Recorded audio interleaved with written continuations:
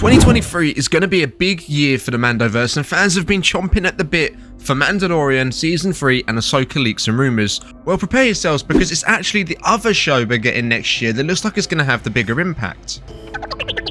And we've got some updates about it. Unfortunately, some of it is bad news, so we'll start off with the bad news and then we'll get into the juicy updates, and we'll finish off with speculation as we always do. Because with what's been revealed so far, Skeleton Crew could truly be a game-changing show. And if you've been following the Star Wars rumour mill recently, you'll know that all three shows we're getting next year are continuing the story from The Mandalorian Season 2, and it looks like Ahsoka might not only appear in Mando Season 3, but also the Skeleton Crew show to bring all of these different characters together in time for the inevitable conflict. I've got a bad feeling about this.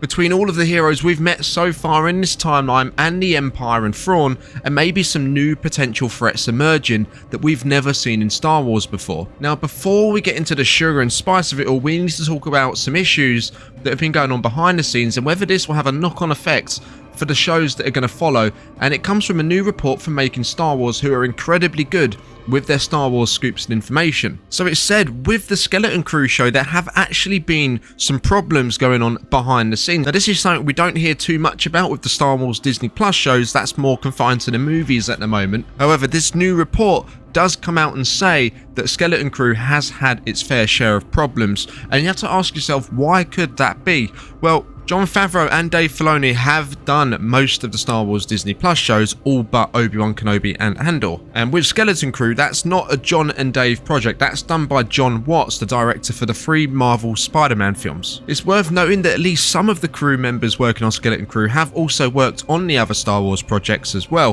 where there have been no issues. So could this issue be coming from the director himself? I'm not sure, that's purely speculation. He has directed all 3 of the Tom Holland Spider-Man films. He's done 5 movies in the last 10 years, but he's only done 2 TV shows, and that's including Skeleton Crew. Could the smaller budget and limitations of the volume be causing the issues for the director? Who knows? Because of this, people have walked out and left Skeleton Crew, and they've actually gone on to say that it's been rougher than all of the other Star Wars productions they've worked on combined, so that gives you a scope for just how bad it must have been there.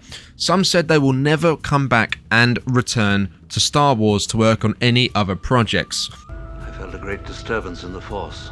Which is awful shame, because they've obviously done a good job to still be on there at this point of Skeleton Crew with the Mandalorian Season 1, 2, Boba Fett and the rest of it. They've said that the scheduling was grueling, they felt underappreciated, disposable and disrespected. This is a problem that happens in not just Star Wars, but it happens in other movies and TV shows as well, and there was a movement at some point about this. Now, they did highlight that there have been management shifts, likely departmental changes in my opinion, with smaller scale managers overseeing smaller departments on the production, but this could also allude to the changes, the bigger changes we've had within Disney and Lucasfilm that we're probably all aware of, such as Michelle Rodwin being sacked. Fired.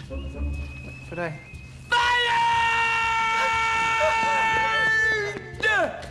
and Bob Iger returning to replace Bob Chapek as Disney CEO. Now, that is a very good possibility that if it's not a departmental change in management, then it could be a change of leadership who is governing these projects, in terms of someone else coming in and having new deadlines, having new demands, which would place more of a workload on the production that's ongoing. Now, I do hope that these issues are confined to Skeleton Crew and they can be addressed and fixed in time for the next projects. Now, we spoke about the negative bits and pieces that are going on. Hopefully that's been put to bed. Let's get into the juice and the speculation, the stuff we're all here for. So Jude Law, the main character in Skeleton Crew, the big name attached to the title, is said to be a teacher in this upcoming show, and he takes a group of kids on a field trip to the New Beyond. Now, if you're not familiar on what the New Beyond is, it's essentially a new galaxy within Star Wars, away from anything we've ever seen before, and I actually have my own theories and speculation on where this can take us past Episode 9 as well. Somehow Palpatine returned. Now, they go on to say that during their journey they do contend with pirates, which is interesting. Pirates seem to be mentioned all over Star Wars recently, but we don't really see that many of them in The Mandalorian and whatnot. It's said that their journey takes them basically here, there and everywhere, and it sounds like they have a pretty tough ride. And this next part is for those out there that didn't like the lack of aliens within Andor. Well, Making Star Wars go on to say that they glimpsed a photo that shows classic alien masks for aliens from the original trilogy and the prequel trilogy, Weequays, Baradas, Moncows and Rhodians, plus more, basically calling it the greatest hit of Aliens. And now one Weequay they say looked like Hondo Unaka, who actually was a pirate and an outlaw, so that adds more weight to the pirate side of things. Now it's said that this show will gel with the Ahsoka series, which is the one released before Skeleton Crew. So Ahsoka's likely to come out around the summer 2023. Skeleton Crew's probably going to be on the back end of the year, I reckon any time after October personally. Now it's going to go and explore the origins of the Night Sisters, but these are different Night Sisters to the ones we've seen in animated shows and in Jedi's Fallen Order. Now, whether the ones we have in our galaxy are a descendant from this new Beyond, I'm not sure, but it certainly looks like at one point maybe some Night Sisters from the new Beyond crossed over and established themselves within our galaxy, but over time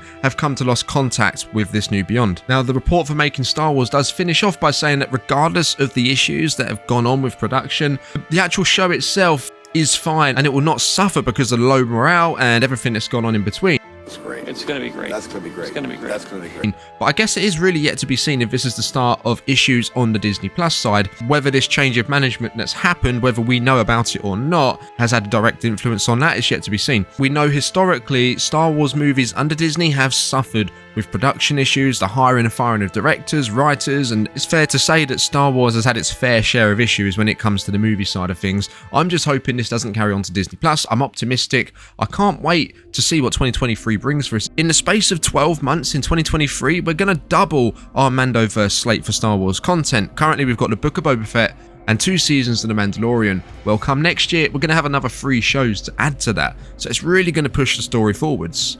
2 of the shows this year haven't been set in the Mandoverse in Kenobi and Andor. Direction that the show seems to be taking Skeleton Crew, and to be honest, the Mandalorian and Ahsoka all building up to that eventually as well. It sounds really exciting, it sounds fresh, and it seems to be combining something new with older elements of Star Wars. Essentially, you're going into a new unexplored territory, but you're taking familiar characters with you, which is the best way to introduce the audience to something new whilst it still feels like Star Wars. And this could actually open endless possibilities for the future. Now, the whole idea of this new galaxy is something that really gets me excited. The idea of going to these new places, seeing new heroes, new villains, new ways of using the Force, which is from a previous report. I feel like it's going to bring back some of that mysticism that we all felt the first time we watched Star Wars, with all these crazy new aliens and species and galaxies and the rest of it. I think you've handled right, and I think the people in charge that overseeing it all, Jon Favreau and Dave Filoni, they know what they're doing. I think they will handle it right, and if they do, then this could be game changing, and it's something I would like to see explored in the new slate of movies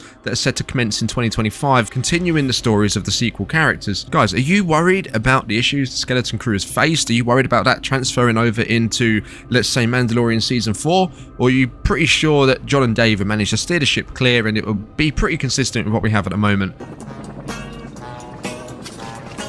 Let me know what you think. Remember to subscribe, leave a like. I'll catch you in the next one, and may the Force be with you.